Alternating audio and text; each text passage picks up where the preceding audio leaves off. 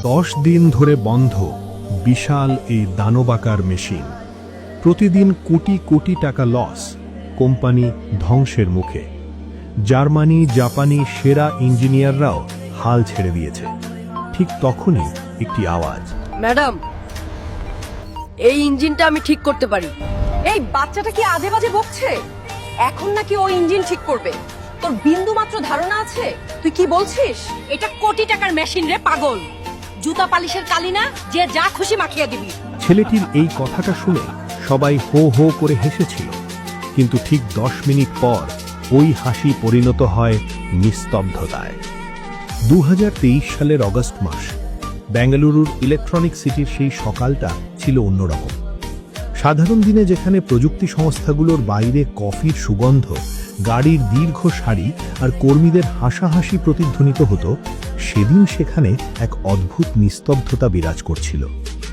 রাস্তার ঠিক মাঝখানে কাঁচ আর স্টিলের তৈরি এক রাজকীয় ইমারত দাঁড়িয়েছিল, যার নাম আর্যাবর্ত রোবোটিক্স লিমিটেড।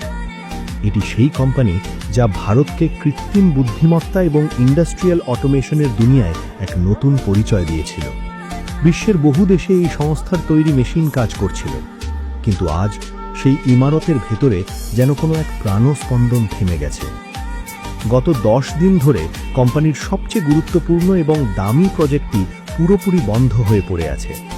120 কোটি টাকা ব্যয়ে তৈরি হাইড্রোলিঙ্ক H9100 নামের এক বিশাল অটোমেশন মেশিন, যা ছিল পুরো প্রজেক্টের মেরুদণ্ড, তা হঠাৎ অকেজো হয়ে গেছে। এই মেশিন বন্ধ হওয়ার সাথে সাথেই থমকে গেছে পুরো উৎপাদন প্রক্রিয়া। প্রতিদিন লোকসান হচ্ছে প্রায় 2 কোটি টাকা। 10 দিনে 20 কোটিরও বেশি আর্থিক ক্ষতি, আর তার চেয়েও বড় ক্ষতি হল কোম্পানির সম্মানের। আজ পর্যন্ত আর্যাবর্ত রোবোটিক্সে এমনটা কখনো ঘটেনি। দেশ বিদেশ থেকে বড় বড় ইঞ্জিনিয়ারদের তলব করা হয়েছে। জার্মানি, জাপান এবং দক্ষিণ কোরিয়া থেকে আসা বিশেষজ্ঞ দল মেশিনের প্রতিটি অংশ পরীক্ষা করেছে। সেন্সর বদলানো হয়েছে, ওয়্যারিং নতুন করে করা হয়েছে, এমনকি সফটওয়্যারও রিইনস্টল করা হয়েছে, কিন্তু মেশিন নড়চড় করার নাম নেই। লাল সতর্কতা সংকেত অনবরত জ্বলে আছে, যেন মেশিনটি নিঃশব্দে কিছু বলতে চাইছে, কিন্তু কেউ তার ভাষা বুঝতে পারছে না।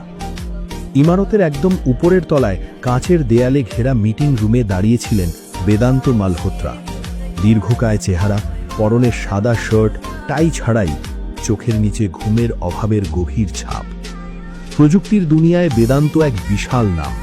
শূন্য থেকে এই সাম্রাজ্য গড়ে তুলেছেন তিনি, কিন্তু আজ তার চোখে সেই চিরচেনা আত্মবিশ্বাস নেই। সেখানে স্পষ্ট ফুটে উঠেছে উদ্বেগ আর ভয়। তিনি রাগে টেবিলের ওপর সজোরে হাত চাপড়ালেন, গর্জে উঠে বললেন, 10 দিন হয়ে গেল, অথচ এখনো মেশিন চালু হলো না। আমরা কি বাচ্চা ছেলেদের মতো কোম্পানি চালাচ্ছি? রুমে দাঁড়িয়ে থাকা ইঞ্জিনিয়াররা মাথা নিচু করে নিথর হয়ে দাঁড়িয়ে রইল। একজন সিনিয়র ইঞ্জিনিয়ার কাঁপা কাঁপা গলায় বললেন, স্যার, আমরা প্রতিটি সিস্টেম চেক করেছি। Sensor, control unit, hydraulic system, software সবকিছুই একদম ঠিক আছে বলে মনে হচ্ছে। অন্য এক ইঞ্জিনিয়ার জানালেন, জার্মানির স্পেশাল টিমও 3 দিন ধরে চেষ্টা করছে, কিন্তু আসল সমস্যাটা কোথায় তা কিছুতেই ধরা যাচ্ছে না। বেদান্ত এক গভীর দীর্ঘশ্বাস ফেললেন। তার রাগ এবার হতাশায় রূপ নিয়েছে। তিনি কঠোর স্বরে বললেন, আজ পুরো সিস্টেম একদম শুরু থেকে আবার চেক করা হবে। সন্ধে নাগাদ আমার রিপোর্ট চাই। মিটিং শেষ হলো। বেদান্ত ক্লান্ত পায়ে লিফটের দিকে এগিয়ে গেলেন এবং নিচে নেমে এলেন। গেটের কাছে পৌঁছতেই তার